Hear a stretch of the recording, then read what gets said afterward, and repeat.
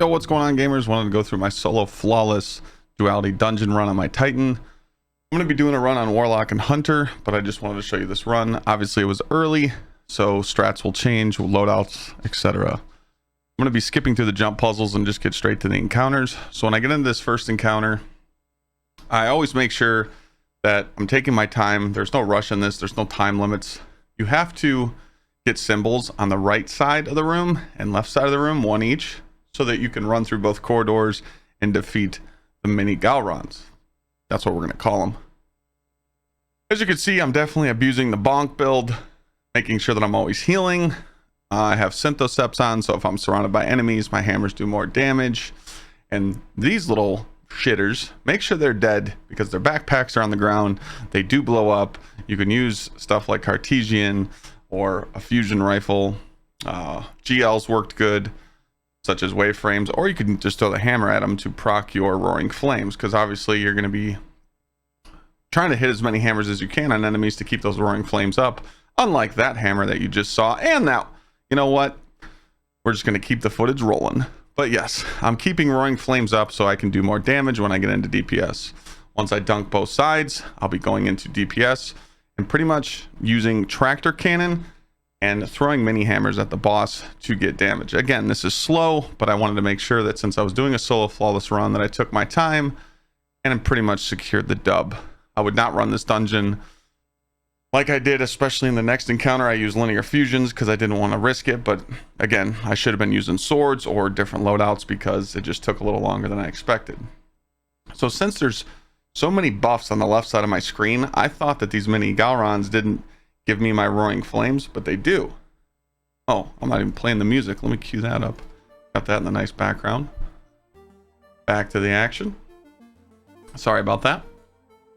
So yes, I run through here. Once I kill the mini Galrons, I shoot those two guys to open up the lock, and I go across and I grab my next buff.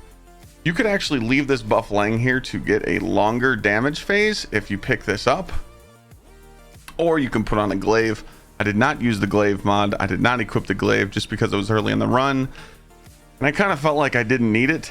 But now that I've seen footage, you definitely should switch to a glaive right before DPS to get the longer damage phase. There's a mod in our artifact this season that gives you longer time when you have a glaive equipped to pick up the nightmare buff. But like I said, you could always leave one of those scions alive, and then going into DPS, you can actually pick that up to extend it. So once I kill those two guys, I proc my roaring flames.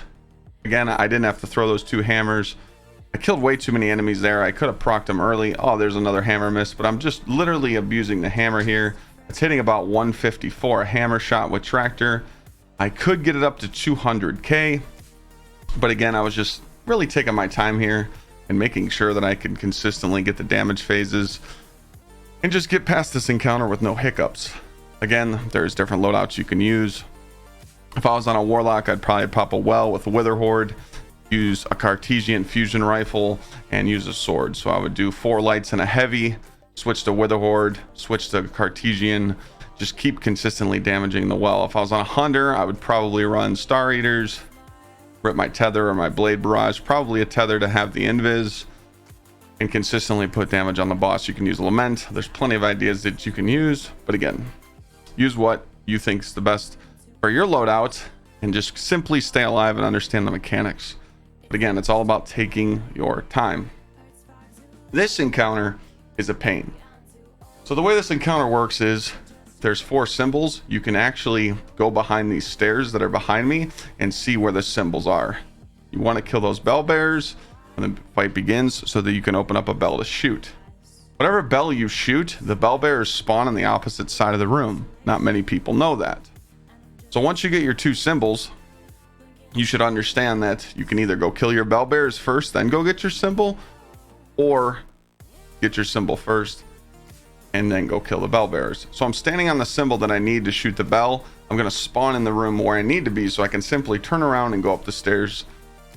I used Wither Horde here with a linear.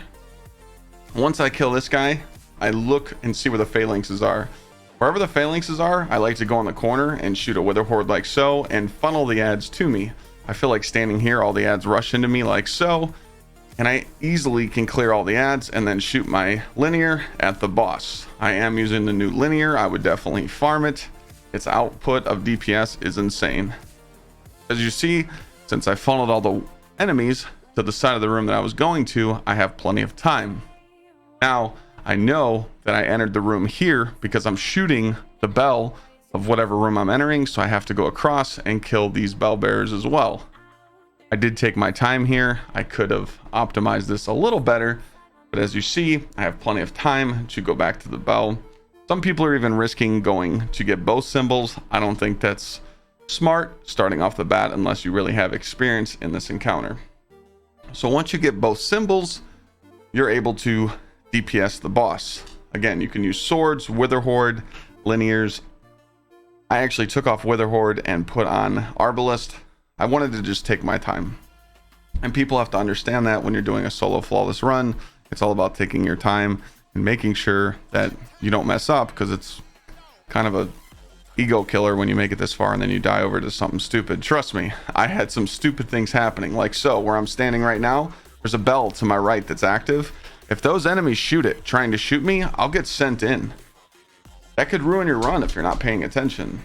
As you see here, I was kind of running around trying not to get hit by this boss, and I could have easily just sorted him there and killed him, but again, I wanted to take my time. So run whatever loadout you would like, but I think you should definitely learn how to run a sword here and stay alive using your healing abilities or invis, whatever you feel like using for your character, because this took way too long to simply just kill these bosses. Ah yes, there's the old man aim right there, ladies and gentlemen. We love to see that. But again, it's all about timing, and I think understanding that you could stand on the symbol on those stairs and shoot the boss or shoot the bell, get sent in, go to the section immediately, get your Colossus down, pick up your symbol, knowing that you have to go across the room to kill the bell bearer. Now, it doesn't happen like that all the time. Sometimes you're shooting the bell across from you, and your room is across from the bell, so you know what room you're going in. Sometimes the bell bearers can be right outside of the room you're going to. Let's say you go into axes, but you shoot the bell across from you, so after you kill your enemies and pick up your symbol, the bell bearers are right underneath the stairs that you came in on. So understanding where that is huge important in having map awareness.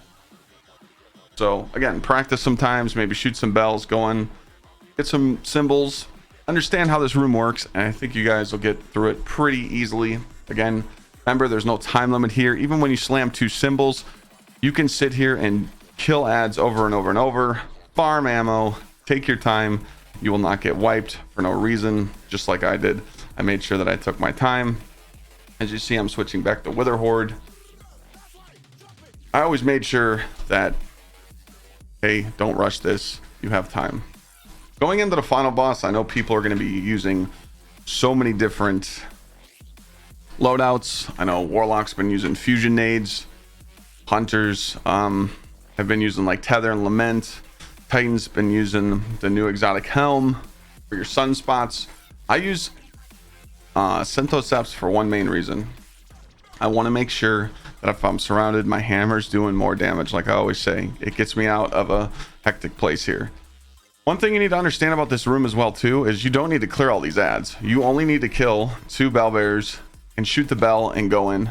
These enemies are just going to keep spawning over and over and over, especially if you kill all 6 of them. They're going to respawn. So if you want to leave 1 or 2 alive, so you never have to worry about them all 6 respawning, you can do that as well. As you see, I'm being familiar with the room. I'm standing on cup right now. Dog is to my left, axes is top right, and sun is top left. This is huge that you understand how this room works. Look out in the front, see what symbols you need, and you should be standing on the symbol as you go in. I grab 2 symbols at a time to make sure that I can efficiently go in and get out, and understand that I have plenty of time to do this encounter as well. I shoot the bell across from me. I go in. This guy's right here. I'm using a fusion rifle so I can get an easy kill, and the reason why I'm using a sniper rifle is so I can shoot the bell right away. As soon as I get my first symbol, I go clear these guys out, As you see, the fusion rifle actually makes them disintegrate, so I don't have to worry about them laying on the ground. These guys were killing me in a boss practice run. Their backpacks lay on the ground, and the snipers actually shoot them and will blow it up and ruin your run. But it's very important that I noticed that you don't want to shoot bells during DPS with like a primary. I wanted to make sure that if I shot it once with like a quick sniper, not arbalist because of the charge rate, just like so, like that, I go in right away, I start my DPS phase, or I get in or I get out so I don't get hit with damage. So once I grab my 2 symbols, I'll rinse and repeat and go in for damage. I know people are using different things in different loadouts for damage, but I'm telling you right now, linears are the way to go. We 1-phased on master. This is a 2-phase kill. Now I understand that I'm pretty leveled for this, but this boss is 1570. Might not know that, but it's a consistent 2-phase kill. You definitely should understand that as a warlock, you should be putting down rifts. Classy restoration is busted.